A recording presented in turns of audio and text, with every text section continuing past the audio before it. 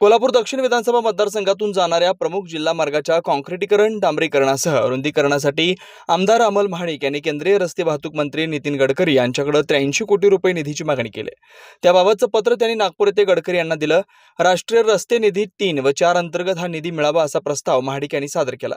यामध्ये प्रामुख्याने कोल्हापुरातील ITI ते पाचगाव, गिरगाव, वडगाव, नंदगाव, खेबवडे ते बाचणी प्रमुख जिल्हा मार्ग क्रमांक 30 या रस्त्याच्या रुंदीकरणासह काँक्रिटीकरण, गटर्स बांधणी, मोरी उभारणी कामासाठी 25 कोटी रुपयांच्या निधीची मागणी आमदार महाडिक यांनी केली।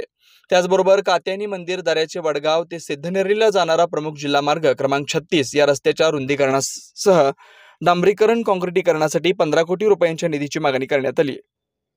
राष्ट्रीय महामार्ग क्रमांक 4 वरील जाजल पेट्रोल पंपापासून कनेरी, नंदबाळ, वाशी, महे, कोगे, कुडित्रे फॅक्टरी, वाकरे फाटा, येवलूज तसेच टोप, नागाव, मौजे, वडगाव, हेरले, रुकडी, चिंचवाड, वसगडे, सांगवडे, हलसवडे, विकासवाडी ते जाजल पेट्रोल पंप या रस्त्यासाठी 15 कोटी आणि कोल्हापूर शहराबाहेरील वळण रस्ता राष्ट्रीय महामार्ग क्रमांक 4 पासून शाहू नाका, कळंबा, साळुके नगर ते शाहू नाका, उजळाईवाडी विमानतळ या रस्त्यांच्या रुंदीकरण, काँक्रिटीकरण, डांबरीकरणासह RCC गटर्स उभारणीसाठी 15 कोटी रुपयांचा निधी देण्याची मागणी आमदार महाडिक यांनी केली।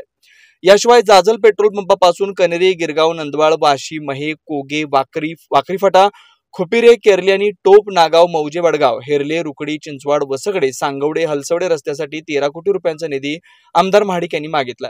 या रस्त्यांचे रुंदीकरण, काँक्रिटीकरण झाल्यास भविष्यातील वाहतुकीचा ताण कमी होणार आहे। ही बाब आमदार महाडिक यांनी मंत्री गडकरी यांच्या निदर्शनास आणून दिली।